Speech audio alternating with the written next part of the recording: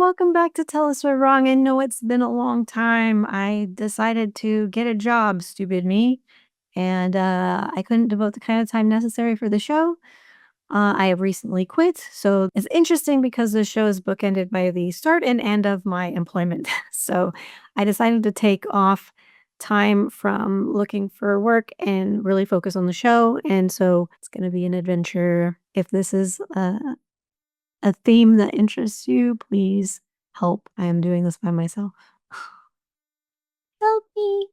But it's for the good of the people. My friends Abby and Delroy are joining me today to talk about Eric Fromm's Sane Society. They are regular people, but they are beautiful people nonetheless. This is an excerpt from the beginning of the book, so it's like kind of the thesis statement. I did hear that YouTube is now getting rid of AI voices. I was using AI to do the readings, so now I'm going to be doing the readings in my best NPR voice. So stick around for that. And if you're not interested in the reading portion, just go ahead and skip ahead. It usually is about 5 to 6 minutes long. All right? Yeah, let's talk about ideas. All right. See you soon. Boop, boop, boop, boop, boop. Have we lost our minds yet? Tendery.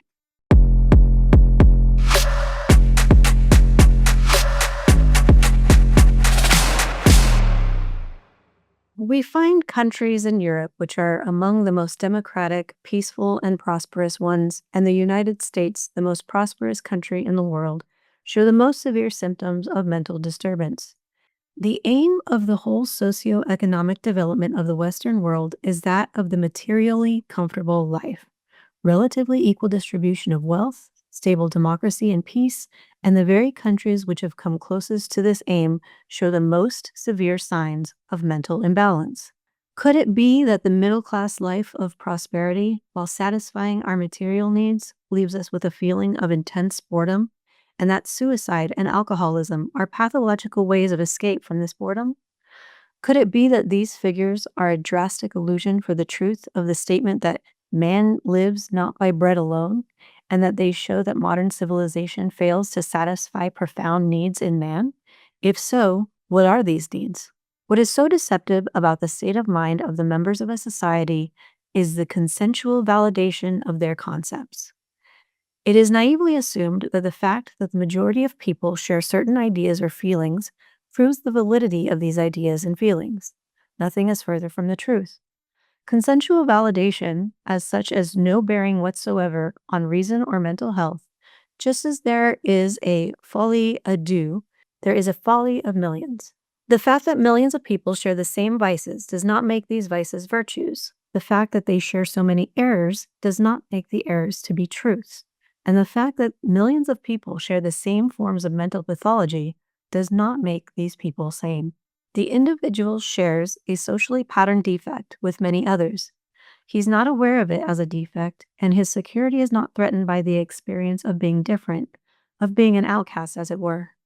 What he may have lost in richness and in a genuine feeling of happiness is made up by the security of fitting in with the rest of mankind as he knows them.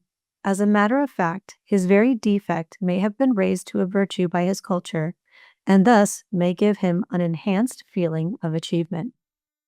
Yet this very defect was culturally patterned. It was looked upon as particularly valuable, and the individual was thus protected from the neuroses which he would have acquired in a culture where the same defect gave him a feeling of profound inadequacy and isolation.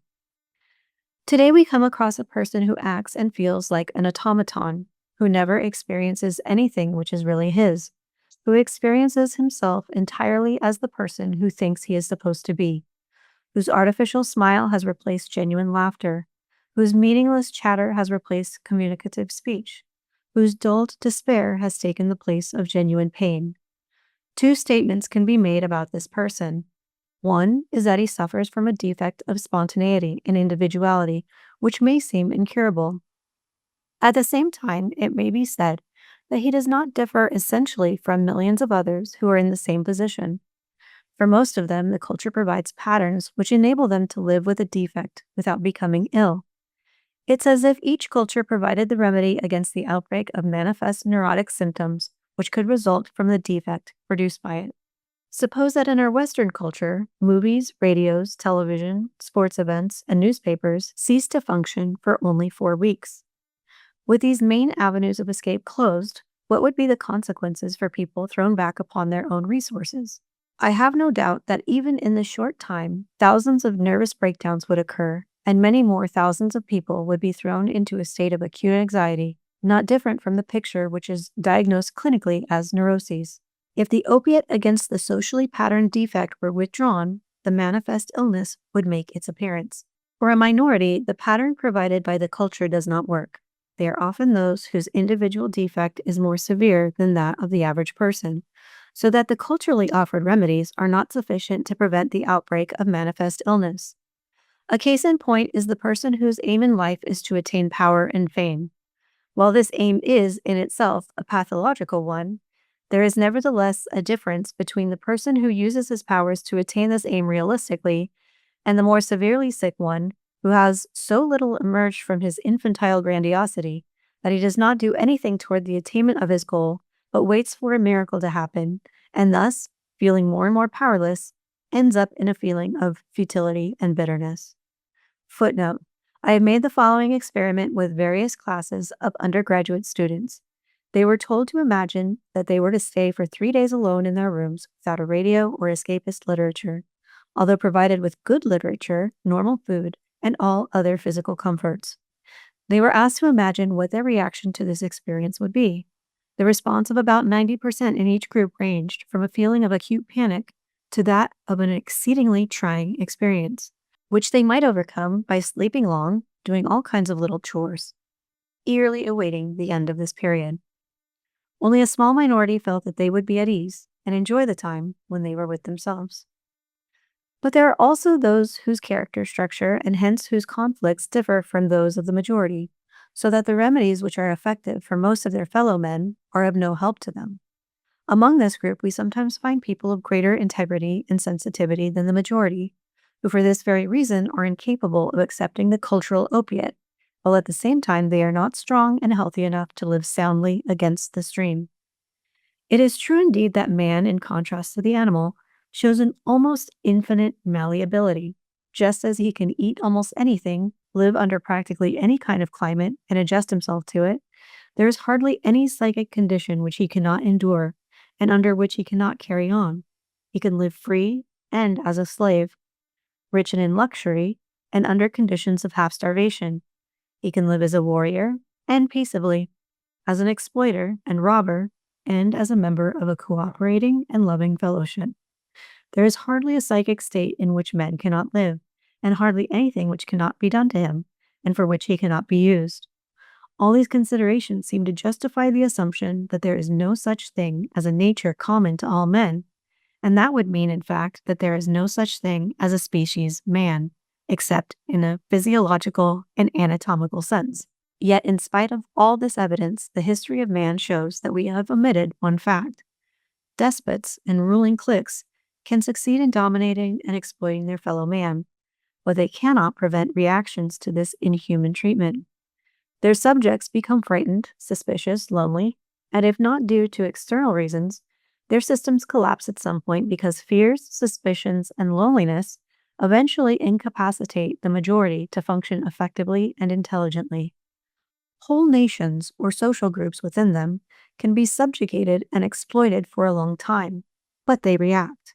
They react with apathy or such impairment of intelligence, initiative, and skills that they gradually fail to perform the function which should serve their rulers. Or they react by the accumulation of such hate and destructiveness as to bring about an end to themselves, their rulers, and their system. Again, their reaction may create such independence and longing for freedom that a better society is built upon their creative impulses. But whatever the reactions are, the statement that man can live under almost any condition is only half true. It must be supplemented by the other statement that if he lives under conditions which are contrary to his nature and to the basic requirements of human growth and sanity, he cannot help reacting. He must either deteriorate and perish or bring about conditions which are more in accordance with his needs. That human nature and society can have conflicting demands, and hence that a whole society can be sick, is an assumption which was made very explicitly by Freud, most extensively in his Civilization and its Discontent. He believes that culture and civilization develop in an ever-increasing contrast to the needs of man, and thus he arrives at the concept of the social neuroses. The book does venture upon this research. It is based on the idea that a sane society, that which corresponds to the needs of man, not necessarily to what he feels to be his needs, because even the most pathological aims can be felt subjectively as that which the person wants most, but what his needs are objectively, as they can be ascertained by the study of man. It is our first task, then, to ascertain what is the nature of man, and what are the needs which stem from his nature. Both the mentally healthy and the neurotic are driven by the need to find an answer, the only difference being that one answer corresponds more to the total needs of man, and hence is more conducive to the unfolding of his powers and to his happiness than the other.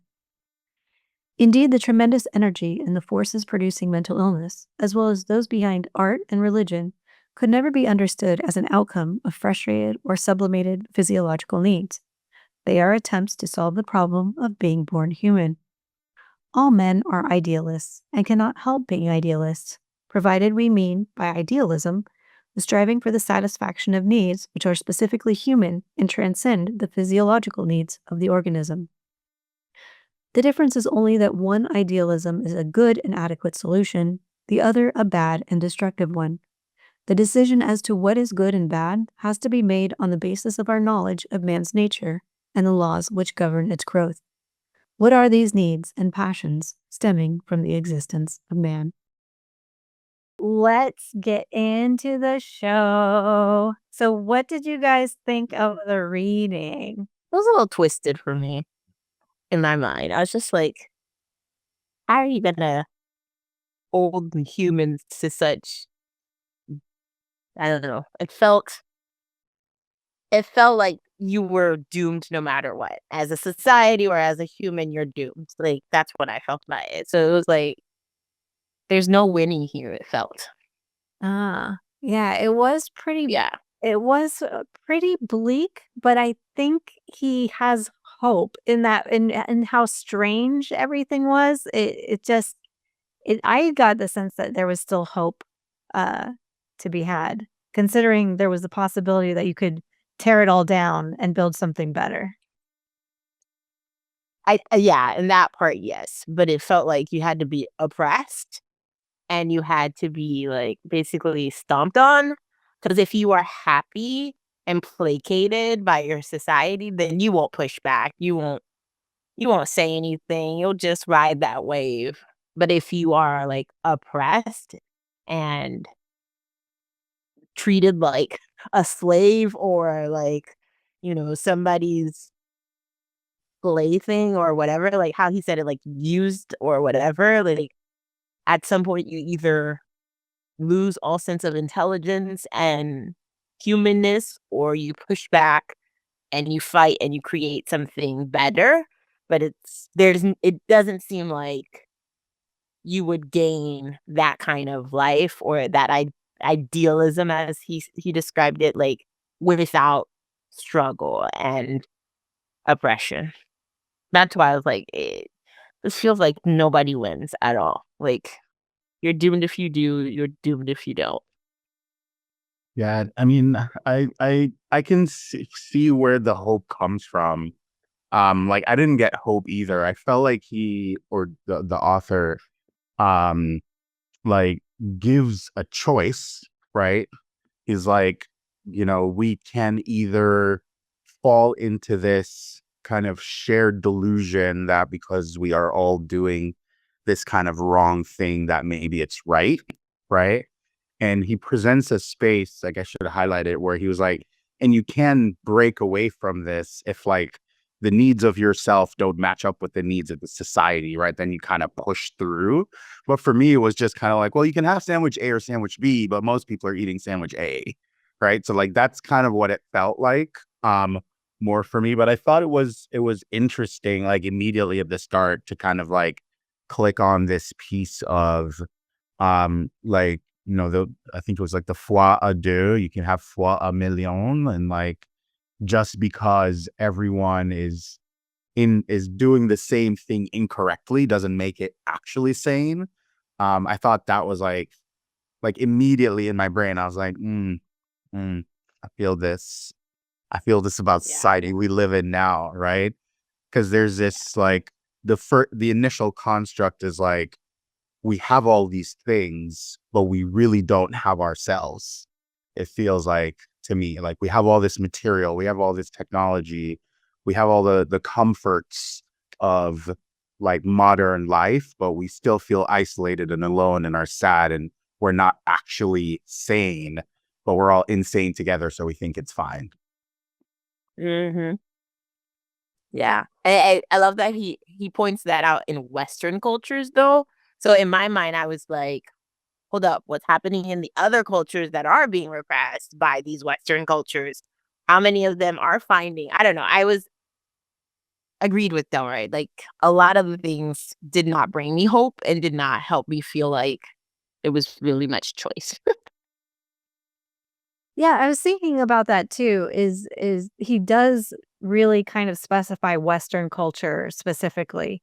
And so I would be interested to know the an opinion of what it would be like in other types of cultures or other types of, is it the same sort of concept? Because, thinking back to like, cultural anthropology or like sociology classes where they talk about these societies that are structured in such a way that like nobody can be on top. Like there can be nobody who has like special privileges or is seen as a special person. So like even when they go on like these hunting expeditions, when they come back with their kill and the main person responsible, the whole time they just like roast the guy, and like kind of keep him like in his place because nobody should be seen as special. And so it was really, I never thought of wanting wealth and fame as being a pathology before. So I thought that was interesting that he brought that up. I wrote that exact thing in my comment. I was like, why is this a pathology? Why is this a sickness? Hold on. When did this become a sickness? Because that's a lot of people who are sick in this country. Then, because everyone is seeking fame and power. Even the people creating the society that placates us are seeking fame and power, right? Like, you think about the founding fathers of democracy, they were seeking power and somewhat fame. When you think about presidents and senators and all these other people who again uphold democracy in these Western cultures, they're seeking power and fame. Are they all pathological and we're just like being driven by a whole bunch of crazy people? Well, not crazy, but like sick people, which I think he would say yes. But like I was very confused, and I was wondering like, am I ever gonna get an explanation? So I'm very excited to like find out what the book is, so I can read it all, and possibly find out like why is this an issue, or not even an issue, but why is this a sickness? So I do usually have, so you guys are not comedians. We'll just put that out there. But you guys are really funny. We've had conversations before. So I usually do like a get to know you question at the beginning.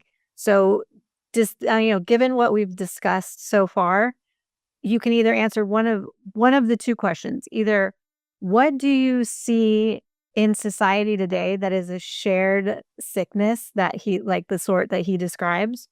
Or if you had a special like talent that you could cure some sickness in the world, what would you do? I feel like the shared sickness one is pretty easy because I just felt like it was so spot on, just like kind of for where we are.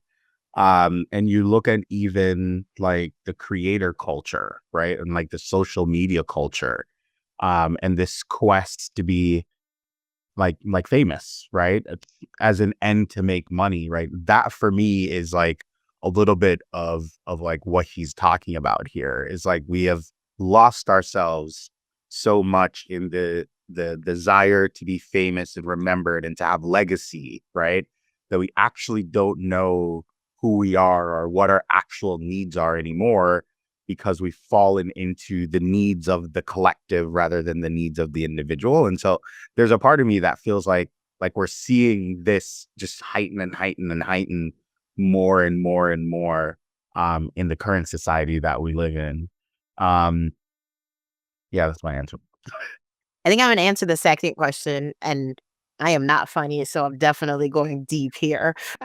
All right. But like for me, I would cure us of this need to want power against each other. I think like not seeing ourselves, because this is the sad truth about the collective mindset as well. And I think he kind of talks about this a little bit when he talks about if your character structure is different and you're looking to like be better and you're pushing against the flow, but you can't help yourself but fall into the flow of like what society wants. I wish or at least if I could cure our society and all humans of one thing, it would be to not want power over another person and to let people live in their own powers and seek their own powers and have their own power in this world. I think one of the reasons why we fall into this like collective neurosis, as Freud would call it, is because bullies or parents or elders or teachers or whoever, like those in authoritative roles seem to put power on us and tell us to squash ourselves. So in a way, it kind of is in the same vein as Delroy and like helping us see that we are sick in this need to seek what other people are telling us. But I think it's also the people standing above us and telling us, go after this. Like parents, teachers telling you, oh, you want to be creative? You want to be a comedian? That doesn't pay. Don't do that. And then for the rest of your life, you're striving or fighting or hurting because of that, because you're hearing this powerful person in your head. So I would cure us all of the need to be powerful. Yeah, can we get rid of money? Can we cure us? Can we cure us of the invention of money? Like, is that possible? Yes.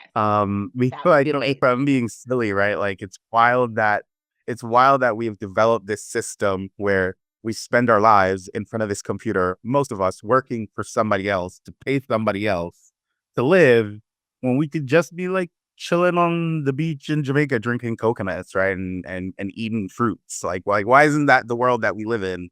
As opposed to this crazy one. And I feel like it's money. It's this accumulation of wealth, the accumulation of fame, the accumulation of all of that I think is just like so connected. And so like that, like if I'm being funny and ridiculous, like that's the thing I would cure. I would cure us of the concept of money, and let's go back to a system where I give you fruit and you give me milk. Right. And we just all live and share this space together, and no one's working to pay their bills. Like it's just, that's weird to me. That's the route humanity chose. Yeah. But see, that's exactly what I would do. Is I think I would go into like neurobiology. I would figure out where it is in the brain that greed exists. I would develop a pharmaceutical drug that shuts off that part of the brain, and then I would put it in the water supply. I think that's in the water supply. yeah, so everybody has to drink some. But, yeah, you're right, but and because like, I mean, if you keep the greed impulse in human beings, even to have a society where you're trading, like, one thing for another, if we just look at what we did during the pandemic, somebody would hoard the thing that everybody wants. So it's like you still have to kinda, like, get rid of that whole impulse to just keep everything to yourself and fuck everybody else, yeah. But I wonder, did that impulse, like, is that impulse a symptom or a cause of how we've built our society, right? Like, did greed cause like us to build society the way we did, or did we build this society and someone's like, maybe if I'm greedy, I can get the things I want quicker. So it's just like what's the I think it's I think it's the former, because if we look at the history that is given to us from the dawn of time, from Cain and Abel, if we're looking at biblical times, till colonizers, till today even, everything is stemmed in greed. It's always been, I want what you have, I want more of it, I want it, I want it, I want it. And I think that might be our social neurosis, is like, we all think it's okay to be greedy. Like, no, it's not okay. And we won't heal ourselves from this. We won't take it out of our society, because we see that when you are greedy, and if you're greedy hard enough and strong, like if you're the most greediest one, Donald Trump, like, you'll get what you want. Yes. Yeah, you'll get it. You will, as long as you like, and I think that's also part of this idea of go after what you want no matter what. Like, that's greed as well, of like, keep going, keep being ambitious, keep trying, keep trying, keep trying, when instead you should be like, is this not enough? Am I not like, I'm done. This is enough. I'm done. Like, no one understands that concept of, it's time to say, I'm done. Like, everyone just keeps wanting and wanting and wanting, no matter how much they have. So I do think it greed came first. Greed is the egg, and our society is the chicken. Or I don't know how that concept works actually. Yeah, was that like, did the chicken come before the egg? Like, did we solve that problem first? I mean, I don't know. Like, it's interesting, right? To kind of like go down like a little bit of a rabbit hole, because like I have been told that statement before by someone, right? Which is like, don't you have enough? Like, why do you want more? In like a context of like, why are you like trying to get more out of society because you're a Black person, right? So like, it's the same thing that you're saying, like, and then you put it in a different context, and I'm like, I don't know that I agree that it's always wrong to want more. So it's like, again, like, where's that line and where's that space? Like, if I'm saying I want more out of society because I feel like society has wronged me, from like a historical and social perspective, is it also greedy that I want what I feel like I deserve? So that just kind of opened that can of worms for me. Yeah. Although in this excerpt, that is actually an effect of being placed in a environment where you are not allowed to thrive. If you were allowed to thrive, you wouldn't want this, and you would, in the sane society where we give humans, I won't say man. Every time they said man, I was like, female, she. Um, but like, in a society, a sane society where all humans get what they need objectively, which I don't know how you do that. We're all subjective humans. But like, in that society, we wouldn't, or hopefully we wouldn't want so much more, unless it was a social thing that all of us wanted, right? And it was actually objectively what we all want. So the reason why those who are oppressed want more is because they weren't given enough. So in that case, you aren't being greedy. You're just trying to get what has been removed from you and stolen from you. Whereas Western cultures like the United States and Europe, who are already at the top and still seeking more, and ravishing countries and ravishing societies to be able to get those, yeah, you need to stop. So I don't think it's a context. It's not a context. It's just like, you wanting more is because you never had. And then people who are in that space of power, who are taking more, they already have enough and they need to stop. We're not funny at all. I'm sorry, Jackie. No, it's like, okay, so the first question is, what do you think this is about? Do you both think that you covered the question, the answering that question? What do you think this is generally about? I think so. In the notes that I took, I think I've covered everything here. No, I'm good as well. Sorry. The next question is, how would this apply to your life? How do you see it? Do you have a personal story that would tie into what we read? I mean, as I was reading it, I definitely, the part that I felt more in tune was the social neurosis of like following the stream. When I first started teaching, I was very much the teacher who's like, I don't know what I'm doing, so I'm just gonna do anything. And then as I got into my career more and more, I saw myself becoming less Abnia and more what bureaucracy wanted, or what the corporation wanted, or what the agency wants, or what the nonprofit wants. So I can see myself being the person who's placated. And that saddened me a lot of like, yo, I don't push back. I don't ask questions. I just fall in line. Am I just like, one of those dumb people, I guess? Because like when I was reading it, every time he described the placated society, I was just like, these are a bunch of dumbass people. But I'm like, but I'm one of those dumbass people. If I'm honest, like I just fall a line and follow along. And I think like that's where I want to cure people of wanting to place their power over other people, because all of that came from my bosses, my parents, my teachers, all the people who were teaching me weren't teaching me to be myself and to live in my power and to seek my own power. They were all saying, this is how you make it through. This is how you make it through. You have to fall in line. And so, in that sense, it does tell my story, because I am one of those people who used to think like, "Oh, I'm doing this for the good of the people." Like, I tell everyone I have a God complex of like, I wanna save all the people and I wanna make us all great, but at the end of the day, I'm just falling in line to what society tells me and what the people above me or who pay my bills tell me to do, and not what I actually want to do. Yeah, I think that I see this a lot. I don't know, maybe for myself personally, I think I see this a lot in relationships. Like when you're with somebody who wants you to be a certain way and they kind of like it's like hard to say grooming because that sounds so sinister, but it that does happen. It's they kind of Start to chameleon. I don't like this about you. So then you're like, "Oh, I should change so that they like me more." And yeah, I see that happening in relationship. I don't really see that happening with, me and my job, but then again, I just started working. So I don't know. Maybe somewhere there, but yeah, I can see that. I agree with both of you. I think this is like my constant struggle, right?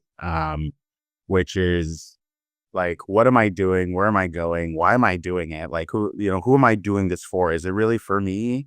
Am I doing this because other people think I should do it, or other folks have said, "Oh, we think you'd be good at this." Like, this whole thing is something that keeps me up, right? Like, these are the things that I think about. And I think earlier this year, Abby, when Christine showed us that that video clip and they asked the question, like, who are you uninterrupted? Like, that shit still fucks me up every time I think about it. Like, who am I uninterrupted? Like, who am I if I take all these other obstacles or um expectations that everyone else has of me out of the equation and just be me? And like, do I even know who that is or what that would feel like or what that would be, because I've just been a version of Delroy for the last 33 years. So that's something that I think about it all the time. When I'm like, how do I make sure the things that I'm doing are aligned with where I want to go? And then you stop and you're like, well, where do I want to go? And it's like, well, why do I want to go there? Like, Mm. what do I think I'm going to find at this destination that I don't have now? And it's like the battle of like, how do I be present? How do I enjoy this moment? Like, that's my struggle, which I think is like what Homeboy is talking, our own person is talking about in this author. I think the author is a man, right? Of the Sane Society.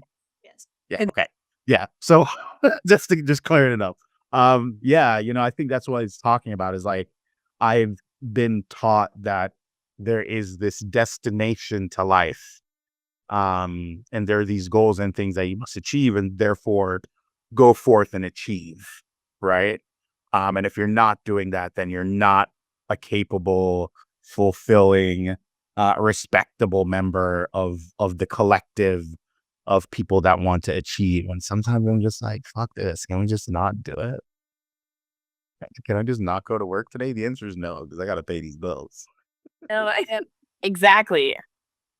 Yeah, I think like that's the problem too, because like even when you want to push against the grain, like the person who wants fame or fortune or the person who wants this for altruistic reasons, you always fall in line with the stream because it's going to push you there. It's going to shove you into that tasting of a human that this society wants. And I don't know. It's like the people who are able to live on the fringe, we don't hear about them because they're so in the fringe that we've like completely forgotten about them. We probably don't even look at them. I think about like how many times do I walk past someone who's unhoused and imagine that they have a very sad life, or imagine that they're going through this because it was not their choice, instead of thinking, and not that I would ever think like you would choose to be unhoused, but what if somebody did and that was their choice and that was okay? Like our society would never let us believe that. Like we've been conditioned to not even consider those people as sane when in reality, we're the ones that are insane following this stream of people going nowhere for nothing. Like, I don't know, it's depressing and also it almost liberates you because you're just like, well, I'm a product of my machine. I can't help it. And this is how I have to live with it. So I guess this is it. And it liberates you from even trying sometimes too, because you're just like it. I just have to do this, so I'm doing it. Yeah, it makes me think about like the role that religion plays in our society, because so many religions are like you just have to get through this and then you'll get to this afterlife. Or like with Buddhism, it's like you have to be mindful of the present and like you can't complain. You just like, you have to find the joy in like what's right in front of you. And I mean, I don't like Bill Maher, but I went to go see Bill Maher once and he talked about he's like, imagine you're a prisoner and you turn to Buddhism to like kind of just pretend that you're not a prisoner anymore. And it's kind of like very much that say like that's the part that I wrestle with is how much of this is, how much of this is really authentic to who we should be as human beings on the planet, and how much of this is, like, self-delusion? Like, are we all in this, like, shared delusion of, what our society has structured for us? It's very possible. I feel like when I go camping and when I do decide to like disconnect, like that version of me feels more at peace and more relaxed, right? Mm. Um, and you try to get into those spaces, like you seek this rest. If you like, that's what I would call it. It's like I'm trying to rest from society. Like I'm trying to get away from everything and just like take a breath.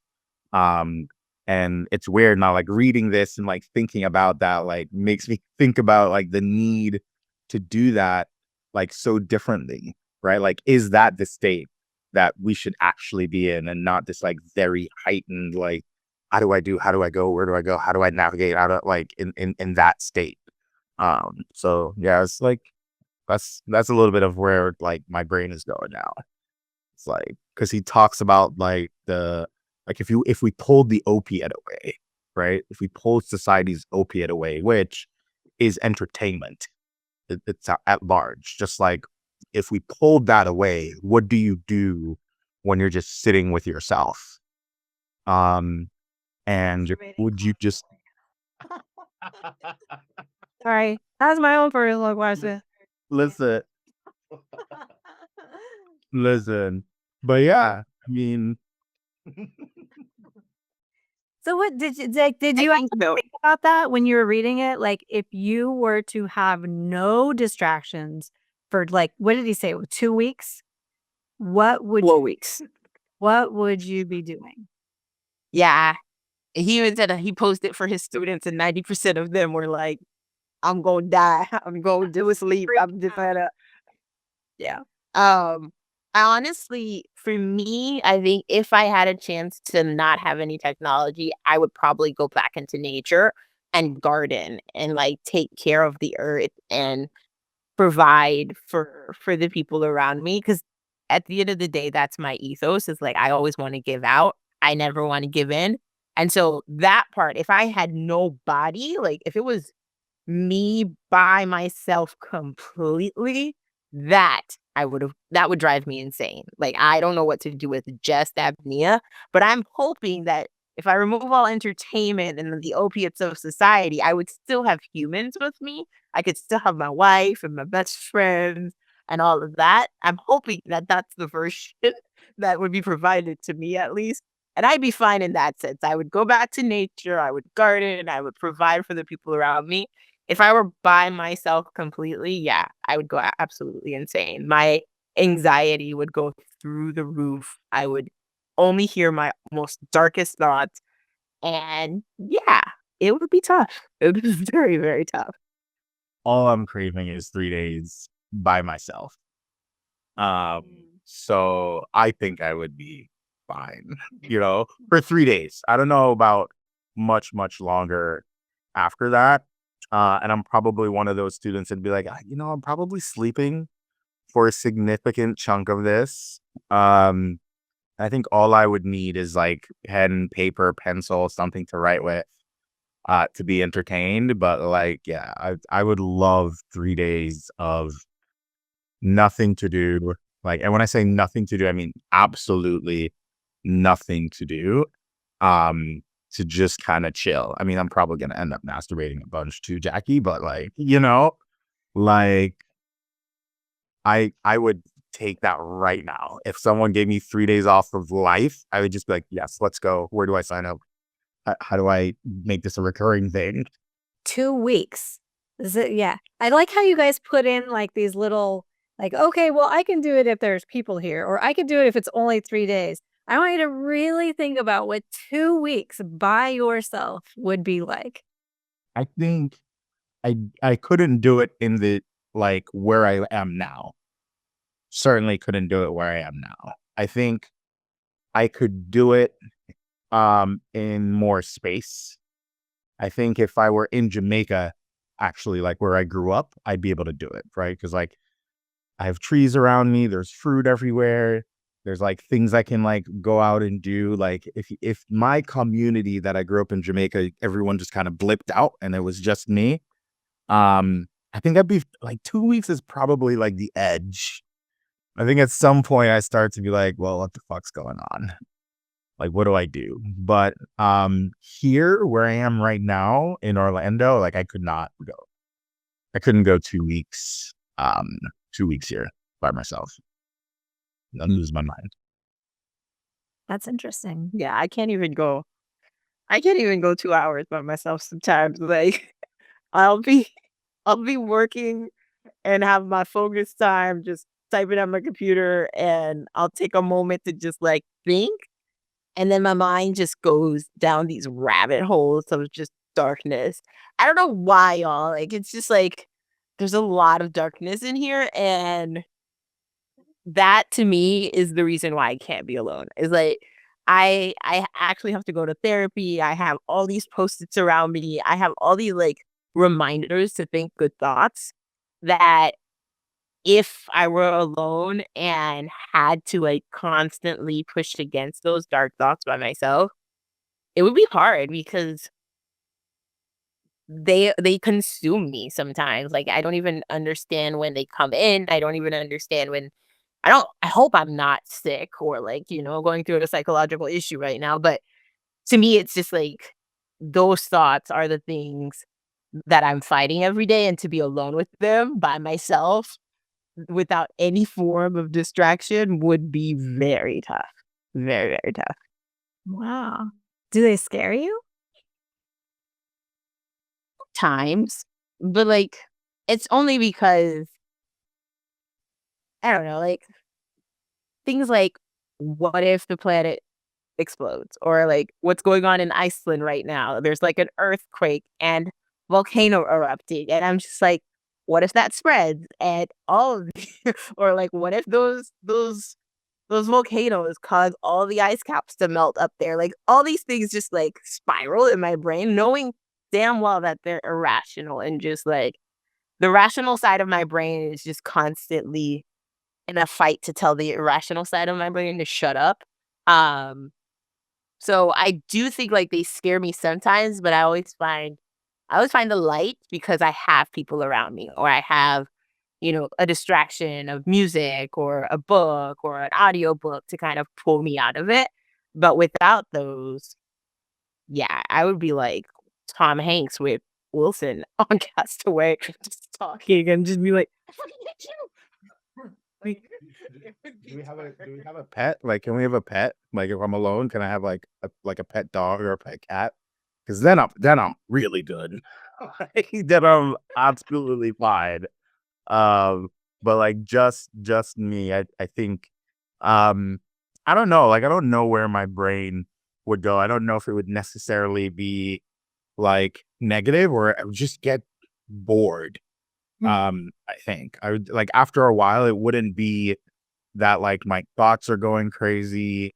I think I would just get so bored that I would start to do stupid shit just to like be excited. Like, oh, I haven't climbed a tree in a while. Let me try to climb this tree, or like, no, you know, let me teach myself how to swim in this pool. Like just dumb stuff. It was like, that's where I would go. Even just having because when you were saying that I would have a pen and paper, I was thinking like even that, just because that would be a form of like talking to yourself, because you could write down your thoughts and then like revisit it later. Have you ever, I don't know, maybe I'm weird and narcissistic this way, but have you ever gone back in your like Facebook timeline or Twitter timeline or whatever timeline and just read all of your posts and have been like, wow, I'm a fucking cool person? Like, no, not you. not that part. I read them. Not the I'm cool like, person part. yeah, I'm like, damn, I'm so happy of the version of the person I am today. Because that's the thing about me that I've realized as well is every time I think I've got it, I don't got it. I don't know what I'm talking about. Like, I remember I broke up with this, it was my first boyfriend. Honestly, it wasn't even a boyfriend, it was a situationship. Like, a fuck buddy, basically. And I was heartbroken when he broke things off with me because I asked to be his girlfriend. He was like, no, we're just fucking. I don't understand what you're asking me right now. And I was just like, this pain I'm feeling. I should write a book. I understand heartache. And like, those were my statements as I looked through my timeline. It's like these things that I say with such certainty, and I'm just looking back and I'm like, girl, you don't know half of it. You don't even know a quarter of it. Like, let it go. It's done. So no, I do not think I'm the shit when I read myself in the past. I'm just like, girl, you don't know nothing. Like, keep going. I mean, I think it's interesting sometimes I probably do it like every couple of years on Facebook, because that's really the only one I interact with, where I'll just like go down a rabbit hole and I'm like looking at posts from 10 years ago, right? Just being like, wow. Sometimes I'm like, that's insightful, young Delroy. Good for you. And other times I'm like, the fuck was I thinking? Like, oh, let me delete this before someone else. Before someone sees this. Let me delete this. Yeah, real right. But then there's also the moments where it's like, you know, like I'm telling a friend that I love them and it's a friend that's still in my life. And I'm like, oh, that's nice. I come from the generation where we were in our 20s when like social media was a thing. Yeah, I'm about to turn 36. I got on social media right as I was leaving high school when they finally opened Facebook to non-college students. And I was like, but damn it, I'm going to college now. And I have a I have a university email. But yeah, those posts that I looked at, like, oh God, when I go back at Facebook and I see myself that young, yeah, it's just like you don't even know half of what you know now. And if you did, you wouldn't say the things you're saying. So it is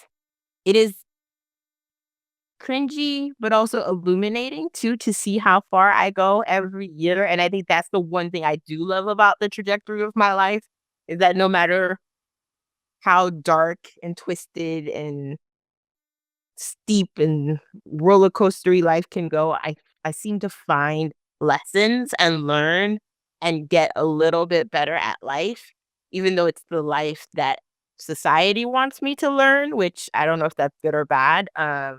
In that sense, I'm constantly like fine tuning myself to what society wants of me or what I assume society wants me to be so I can be successful. In the 36 years of life that I've lived, that's what I've learned from my, I don't know, how long, 18 years of posting? Damn, 18 years of posting. Jesus. Oh, Maybe Facebook is our shared neuroses. So Delroy, did you answer the question of how this would play into your life, this reading? It's a lot of where I'm at right now. It's a lot of what I think about when I think about what I'm doing. What am I like? Why am I spending my time in the ways that I'm spending my time, and why am I chasing these goals? And why do I think I have to do this thing, or it's like whenever I think about those questions, like a version of this reading comes up, which is like, is this truly what I want to do? Right? Or do I just want to do this? Right? I'm not going to say it on this one. That's for a private conversation. Right? Or do I just want to do this? And I'm like, why don't I like pursue this other thing? And like the answer is generally because like it's not as socially acceptable as like something else. Right. And so yeah, like I think about that all the time. Like, is the path that I'm on really the path that I would like to be on? If there were no interruptions, if there were no judgments or other eyes on me, would I be doing the things that I'm doing right now? And if I'm being super honest, I feel like the answer is no. Like I just wouldn't. I would be doing things completely differently, but I don't have the luxury of not having those judgments and those thoughts, those expectations like deeply ingrained in my psyche. So I definitely have whatever sickness that this person is talking about. We did another episode on Nietzsche, and it was kind of the same sort of question: is like, are you really living authentically? And he talks about laziness and how, because we are such a social creature and we are so kind of hardwired to go along with everything that the people around us are doing, and we're so afraid to not fit in, that he calls it laziness, is that we're being mentally lazy by just going along with how we're told to behave and how we're told to act. And so, and that one fucked with me in the same way that you're talking about, in that you start to think about, okay, do I like these things because I'm told that liking these things is gonna make me the kind of person that I wanna be? Do I act this way because, I had teachers or I had parents who told me that, people that act this way are a certain, like, are looked upon as good, and is that why I'm and you think about everything that's influenced you between your parents, your peers, your teachers, TV shows, social media. All of these things are like micro, just changing little aspects of you. What is left? What is really me? And to think about that, it's kind of yeah, it's a rabbit hole for sure. You got to do some I don't demon know. to peel it away, or some LSD, right? Those are your two options. And I honestly don't know if we ever get to ourselves because we are part of a collective, and that collective is shaping us. It's kind of like, I don't know, like when you put a stitch in a tapestry, like at some point that stitch does not stand alone. Alone, it's a little piece of string, but in the tapestry, it's a beautiful thing. It's serving a purpose. And so it gives up itself to be part of that tapestry and gives up selfhood to be a part of that tapestry. And I think like every human, as we become more and more adult, or I guess adult, like we give up parts of ourselves to be part of a whole because we understand that the whole survives, not the individual, even though as individuals we're hurting to be able to make sure that that whole survives. We are willing to hurt, we are willing to give up, we are willing to shed ourselves in order to be part of something beautiful. And I think that's the only reason why I stay sane is that at the end of the day, this is again my God complex. I am being part of something that's bigger than myself, that will last hopefully longer than myself. And that is what keeps me from not thinking, you're one of the dumbasses, accept it. You just fall in line. But at the end of the day, you are falling in line, hopefully, into something beautiful, something that will last longer than yourself. And truthfully, that's like the reason why I vote. Cause like at the end of the day, it would be like, why the fuck? It doesn't matter. Like they're gonna be senators and Congress people and mayors are gonna do whatever the fuck they want. So why would I even vote or even participate in this society? But it's because what we do together is much, much bigger than what it is that we could do by ourselves, and who we are by ourselves doesn't truly matter if we're not part of a group. Wow, that's beautifully put. And Yeah. yeah. So I see you. So you think that it's noble because it serves a greater purpose. Yeah, that's cool. Yeah. That's cool. Yeah. And here, Delroy just wishes he could change, he would make everybody collectively close their eyes so he could do whatever he wants. And that's interesting though, because I wonder if that's like, if this might fall under like a men and women thing, because like, and maybe that's something that we're taught, because as women, we're always taught to be nurturers and to do, to make everything nice and wonderful for everyone. So like, I wonder if this does fall under some sort of like social thing, you know? Definitely. Everything falls under the social thing, right? Like, I think, like, as humans, unless you're like, I don't know, I've never met a human who is fully individualistic. So I don't know if I'll ever meet one, but like everything we do is social, it's because like my wife was just telling me, because this is a funny podcast, I can say this here. She was like, when men orgasm, they release testosterone. And when women orgasm, they release oxytocin. Or is it oxytocin? Yeah, oxytocin, which makes you fall in love even more. So like biologically, we are socially conditioned, right? Or I don't know, which one came first? Is it the biology or is it the social part? So like as men, the testosterone just makes you feel stronger as a man. It makes you feel more powerful. And until a man falls in love and is truly in love, his brain doesn't release oxytocin. So that's also crazy of like biologically men are set up to really think about themselves and what they need, whereas women are constantly like, I want to love. I want to share this love. I want to give my love. I want to love. So I don't know if it's socially. I think it's more biological in that sense of like our brains are programmed, and then yes, we socially created this part for ourselves. So again, chicken or egg, which one came first? Is it a neuroses, or is this how we found ourselves to survive together too? Of like we have to do this way, or you're gonna be that lone person trying to hunt down a gazelle as it beats you to the ground instead of being like, with a pack of humans who are fighting with you and helping you survive together. So, yeah, I don't know. It might be social and biological. Yeah. An evolutionary necessity. All right. So, how do you think this ties into society today?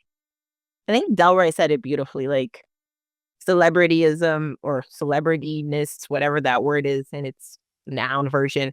Um, Politics, power, like world power, even like the UN, like all the things that we seem to think are here for the good of people is all meant to like placate humans and to put them on the same path that will keep humans going. And even today, with all the chaos happening in our world, like all of this is again to kind of like force people or force groups of people to fall in line and to fall in line into what will be best for those in power or those who are higher in society saying that this is right. And then we all co-sign and we say, yeah, you're right, you're right, you're right. Or no, you're wrong, you're wrong, you're wrong until we all fall in line. There are so many things happening right now in this world. Like I don't want to name them because I know they're so dichotomous in like how people think of them, but there's just so many things happening in our society right now where it feels like everyone is shutting you down or everyone is bringing you up so that we all can fall in line into one thought. Um, the debates that happen in Instagram threads or in Instagram comments, all of them are like trying to push people into going one way when instead we could all be individuals. We could all just, we should be, but again, we all serve the purpose of the bigger picture. And so everyone's trying to shove us into what they think is the best way to see this bigger picture, when none of us will ever be able to see it. And that's the sad thing about it. It's like it brings me hope, but it also brings me sadness because I'll never see that tapestry. I'll never see the history that humans leave behind because the people who will understand our history are aliens. I don't want to meet them. I don't want to meet them. I don't. I want to be gone before the aliens take over the earth.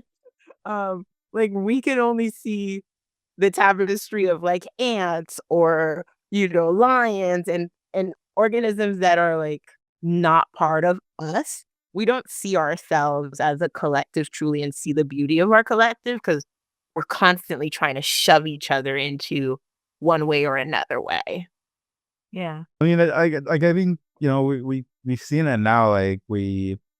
Like society is like as a global society, like we're more technologically advanced than ever, right? Like obviously there like for everything I'm going to say, obviously there are spots where there's imbalance, right?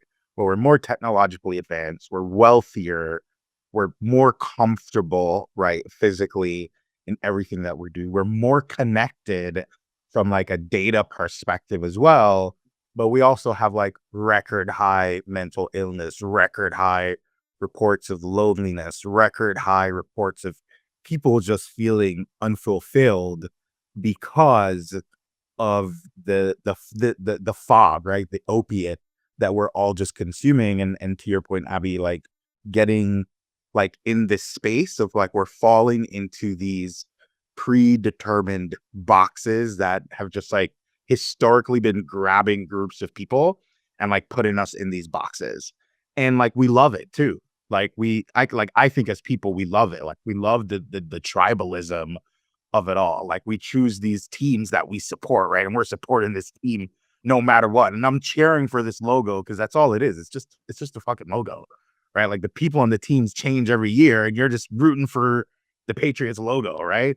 And so we get into this space where we should have more comfort. We should have more connection. We should be able, with all the resources that we have, to get more self-actualization, but we're finding that we're not, right? We're finding that we're actually moving further and further and further and further away from that. And like, I was certainly like happier when I had less things to do than I am now. But I think like that's where we are, like as a society, like all the intangible pieces that connect us and would make us happy are kind of just like falling out of the bucket. And it's like, oh, you want to be happy? Like here's a text message coming through your phone, and here's this ding that actually now this produces serotonin when you hear it. Like you don't need a hug anymore. Just like get this notification, post this thing on Facebook and go check how many likes you have, even though you haven't heard. It's like, so we have all this like superficial dopamine and this fog that's being created. But we're not actually happier overall. And we're moving further and further away from like equality and equity, right? Because the resources are getting pulled more and more to the top. And unfortunately, like I think it talks about here, like he said, you must either deteriorate or perish, or bring about conditions which are more in accordance with his needs. And I feel like a lot of us are in the deteriorate or perish bucket. We're just like, well, to your point, Abby, I'm in this stream. Might as well stop trying to swim upstream, right? and forget all the other options that exist. And I think that's something else that's a factor of this. Like, there's no more nuance in conversation. And we've talked about this a lot, right? There's no nuance anymore. It's like, is it A or is it B? And I'm like, the fuck? There's a whole alphabet. Like, can we use some other letters? Like, so like we've pulled all of that out. Like, do we just have to go down the stream or up the stream? Can we like go to the bank? Can we hold on to a rock? Can we reach for a tree? Can we, hop on a tiny fish? I don't know. Like, what are the other options that are available to us and to like break out of this space that we're in? But we're just so distracted, I think, that it's hard to stop and think about that. And even when you stop and think about it, it's hard to then figure out like, what do I do? Because here's the thing, in order to fix the collective, you need a fucking collective, Mhm. right? You need to get a collective of people together to say, hey, this collective doesn't work. This is insane. All these people are wrong. Let's go and change it. And we're just too much masses on this side to try to pull to this side in any way that's easy. So I don't know. That's how I feel about the society. That last part, that easy part, I think that's also something that he brings into this excerpt is like a lot of these things that we do are because we are seeking the path of less resistance, the least resistance.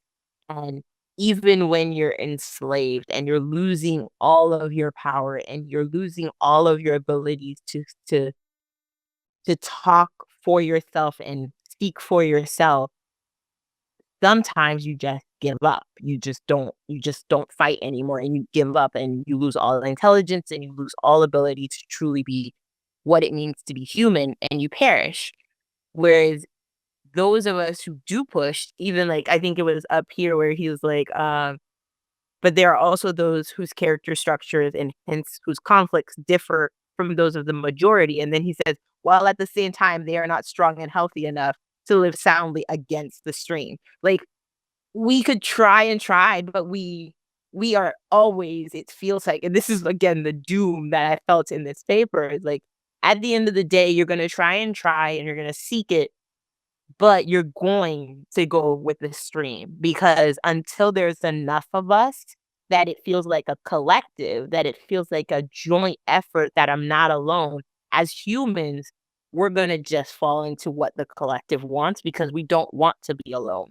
We don't want four weeks alone with no technology, with no way to connect. Like that's not human. Um and so yeah, I don't think as a society we're ever gonna be able to move away from this. Like this could have probably been written 100 years, but it sounds like today. It sounds like what's going on right now. And I'm like, are you living my life right now, or were you living my life 20 years ago? So when you ask that last question, I don't know how I'm gonna answer it because it has been in my head constantly of like, is this today? It feels like today. It feels like this person was just watching our last election, literally. So it's very interesting. Yeah, it is pretty wild because I mean, aside from the way things are written in philosophy, especially like if you're going back to like Kant or Berkeley, like even though the language is so different than what we see today, it's so weird to see that they're talking about the same things that we're talking about today. And I think that's one of the biggest reasons that I do my show is that I want people to understand that this is something that's always been happening. And, this is something that we've always been facing. So let's stand on the shoulders of giants and see if we can fix some shit. Yeah, you bring up other philosophers, and I may be misquoting this, but as I was reading this, I think I remember it's like Tolstoy who wrote about. I read this like years and years ago in college. It's like a philosopher, I think it was Tolstoy, who wrote about suicide. In the similar context of this, right, and was positing that like it's actually like one of the bravest things that you can do because it's breaking you out of this cycle of this need of this kind of um banal existence, right? And when you find yourself in that space, like, do you conform? Do you go there, or do you just say, fuck it, like, this isn't for me, this is insane, I'm gonna step away from this existence and go try to find something else? And like, there's elements of it when he's talking about that pushing back, like, do you deteriorate or perish, right? Like, for me, when I read perish, I'm like, that means you're dying, like, you're you're deciding to leave, because you're not deteriorating, you're just dying. And so it reminded me a little bit of that, and I couldn't get that passage out of my brain as I was reading through this. And I was like, I know this person's answer to what they're saying here is that, like, we all just kill ourselves and let everything start over from fresh, right? But like, it brought up that old writing, that old work for me as well. Again, I don't remember if it's Tolstoy, but That was part of the Nietzsche episode of God is dead and we have killed him, is because, like, if God created us to be our own authentic selves and we're choosing not to be that, we're choosing to be what other people have told us to be, are we abandoning God in that act? Which is a interesting question to think about. When we read the passage about wanting to be famous and successful was somehow a pathology, it made me think of, like, what if 20 years from now, people craved to be in a relationship with a narcissist? Because they're like, I don't have to think about anything. It's not about me. It's just all about them. It's gonna, like, how much easier would it be to just relinquish all of my freedom and put it into somebody else and making sure somebody else was happy? Like, that's, is that, like, the next logical conclusion? Like, is that the next step into giving away parts of our freedom?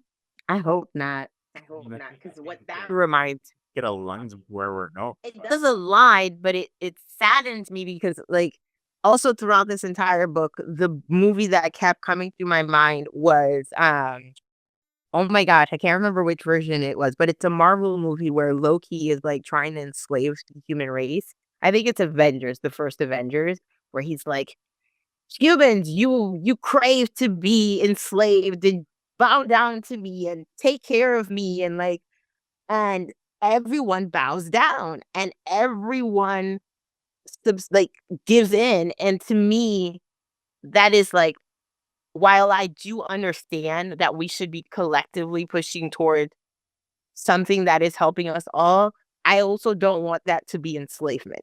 And to me, to like serve a narcissistic person, which I think we've already done a little bit of that every time we've elected a president or elected some kind of official who just fucks us over. Like, I do believe that that is actually the pathology that I hope we don't fall into, or like the social neurosis that I hope we don't fall into, where we find ourselves being okay with an enslavement. Because like, serving another person for their own needs is an enslavement to me.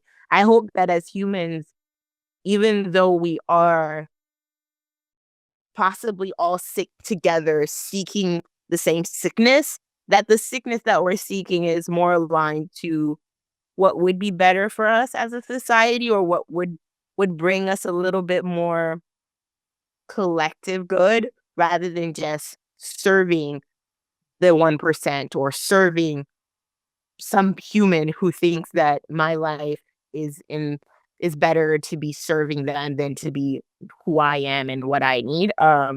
So even though the trajectory is there, I hope that we find some kind of like, no, this is crazy, let's stop kind of moment.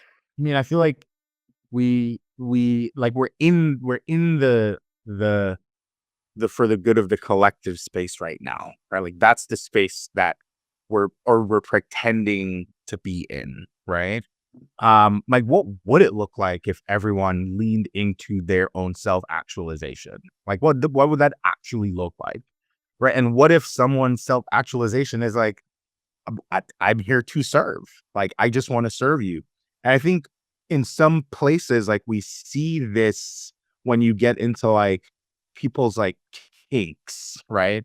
Like, in the world of kink, like, you see this very deep self-actualization of someone being like, no, I just want to be a dog, and that's what I want you to treat me like, or I want to be a horse, or I want to completely serve you. And all of us are like, oh my God, that person is strange. Why are they dressed up like a pony riding like in the pride parade, right? Like we've all seen and witnessed that, but that is our reaction, right? But is that person just like leaning into their self-actualization that is antithesis to what we think they should be doing as a human being? Like, how dare you as a human want to be a dog? How dare you want me to treat you this way? And we demonize it and give it a word that sounds real like king. That's just like it's a bad word in society.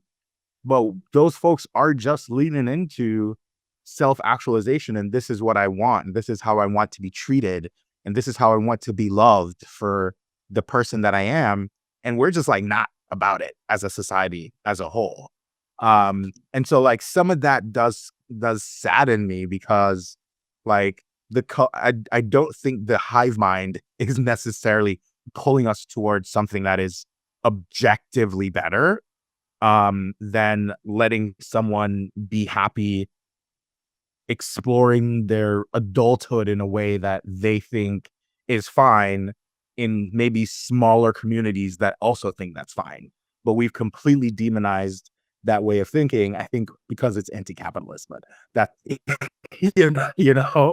so that's how I feel. It's like, I don't know that we'll ever get there, but like, it would be interesting to see what a society that actually cares about self-actualization looks like. I don't know. I'd zap into that alternate reality for a little bit just to check it out. I just had a therapist. One of the things that she kept telling me in every session that we had was, you can't be healthy in an unhealthy situation. But I was just, because I'm a big picture person, and I said, well, then if that's, if A plus B equals C, then I've got to nope out of everything, because everything to some extent is like unhealthy. If we're talking about the structure of society right now, and just in context to this reading.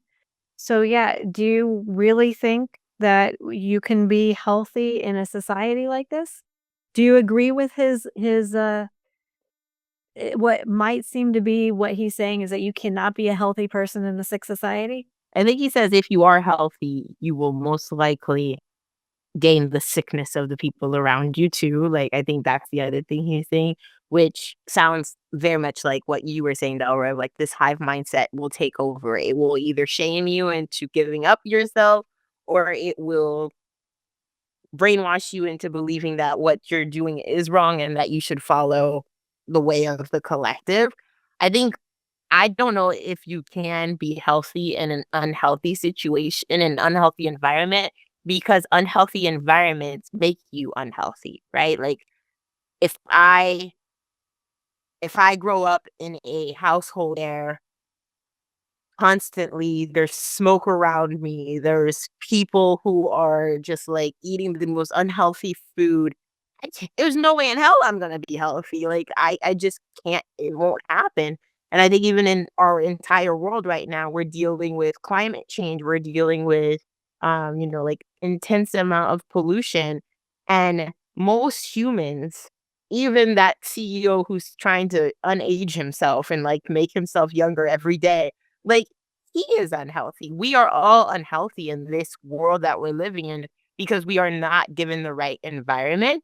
Um, because I mean, like, I studied biology in university, and I studied the understanding that the condition is what truly affects the organism, not the organism's internal abilities or internal organelles or organism or organs, whatever they may have themselves. If they are in an unhealthy condition, nothing within themselves can help them survive this unhealthy condition. So in a way, you have to either remove them from that condition or give them some super strength that kind of supersedes all the things that are happening around them, that they can self-sustain. And since clearly humans can't self-sustain. We can't be alone. We're not going to be able to be healthy if we're in an unhealthy environment. So a lot of people don't make that choice, right? Of like the conditions I'm in are where I'm at, and I guess, and again, you choose to deteriorate in a way of knowing like, yeah, I'm living in a world where eventually I will die because of this smog, or I will die because of this unhealthy eating, but I choose to live in it because it's the one that I know and it's the one that I can survive in based on what I've been given as tools and skills that I have. So I agree with the statement. You can't be healthy in an unhealthy environment. There's maybe no cure, but you can mitigate, right? Like I do think they're like I think about it all the time. 'Cause I'm like, man, I should get off social media. I should like delete these certain apps from my phone. I should do this. I should do this. I should do this. But then the FOMO hits. Then sometimes it's so easy now, like even like I think the thing that's nice about the hypothetical that the author postulates is like you're gonna just put me in a space by myself and I can't bring anything with me. That's great. But left to my own devices, right? Literally own devices.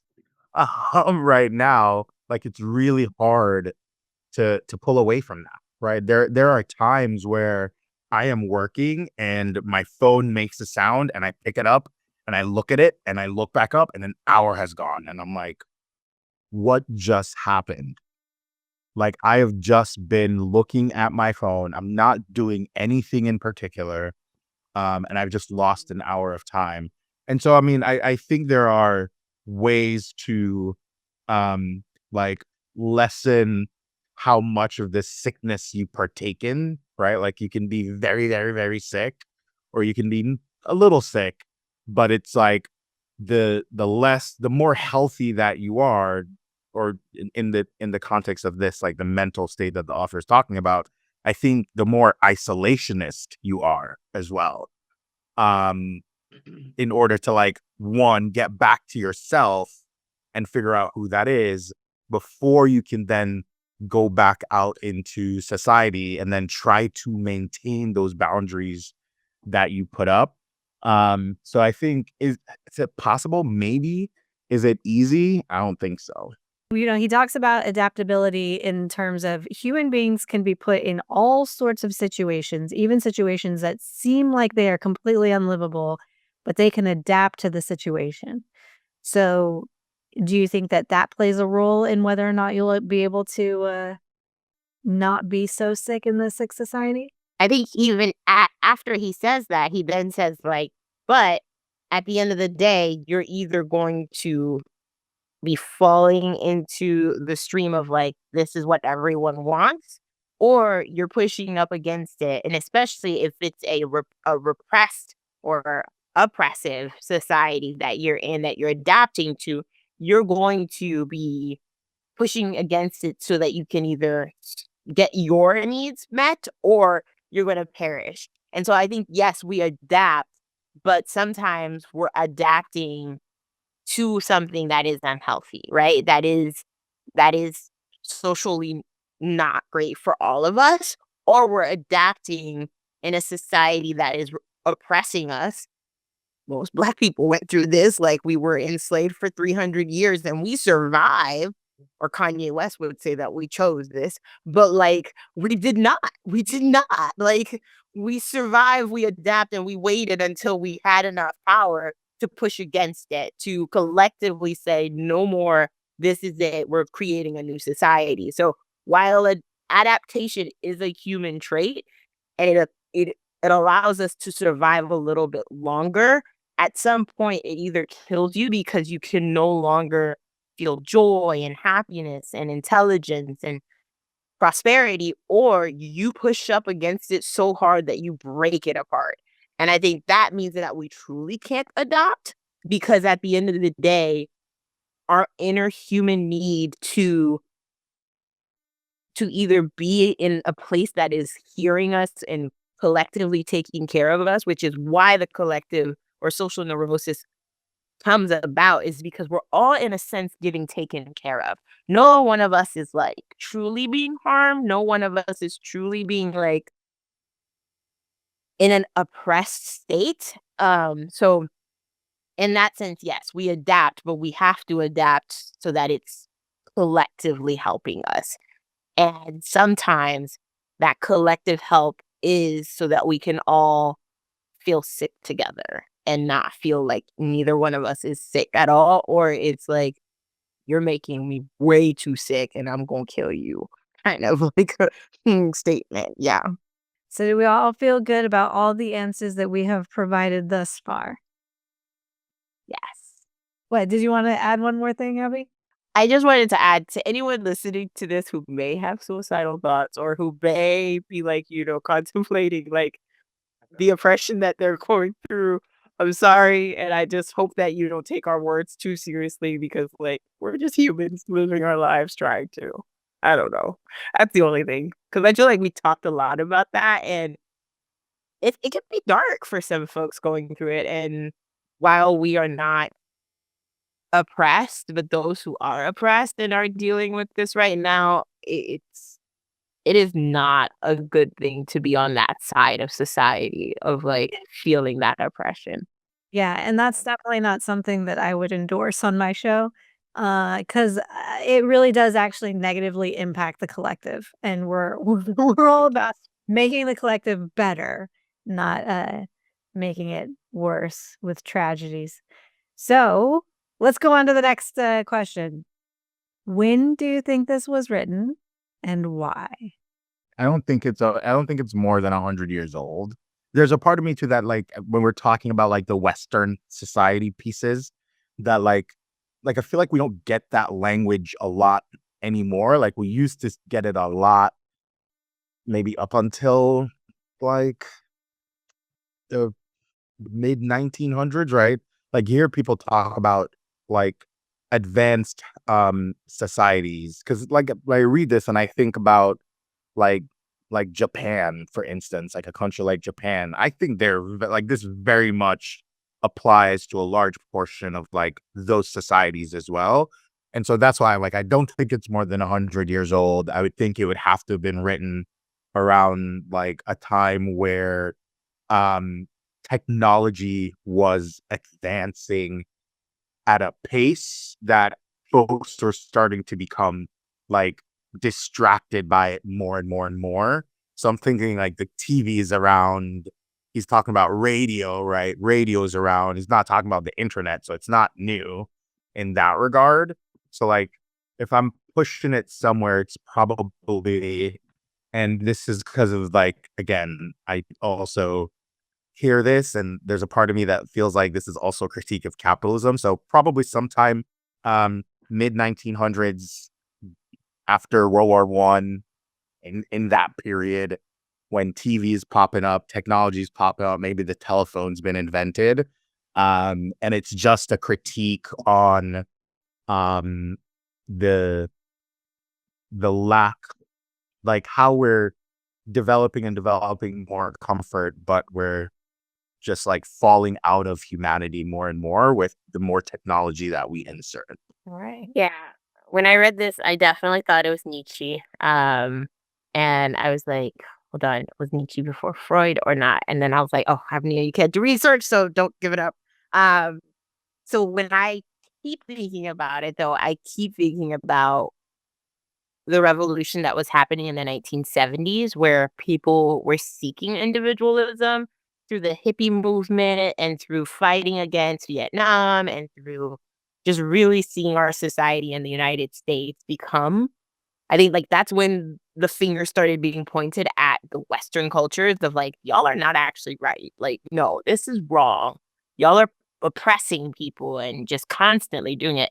And that message continues still today, which is why it feels so familiar of just there needs to be a sense of what is best for all of us is not always best, or what is best for you as a power structure in the world is not what's actually best for your people. So that is why I think it was written, is like to remind societies and especially Western societies that while you're fighting your wars and you're fighting to oppress people who are different from you, you're not actually that great. You're not actually doing good things. And so it reminds me of the 1970s, and it reminds me of like the hippie movement, the movement to like really push against the Vietnam War, and even some of the Black Panther movement of like, we need to push against this. We're being oppressed. We're gonna break it down and rebuild it. So this is when I think it was written, is like early 1970s, late 1970s, in response to the United States and the Western countries just like taking over and making other societies feel less than. Good answers. I'm not going to reveal it because, yeah, but this was actually the first. I'm definitely gonna Google it after this, so you should do this heads up. We get off. This is the first time that I've not given the author's name to the participants. And I think I'm actually going to start doing that from now on because I like the fact that you actually tried to guess who it was that wrote it. So that adds an extra little like perk. But yeah, I am so glad to have you guys. I wanted you guys on the show, and I hope we had a good. I love this conversation. I thought it was pretty thorough. All right, guys, thank you so much for joining me. I really appreciate it, and I appreciate your time. You're welcome. Wait, are we Thank gonna you, do the Jackie. same pose next time for No, you content? don't. No. No. Okay, cool. All right. All right. Have a good night, Good guys. to see you, Jackie. Good to see you. Bye. All right. Bye.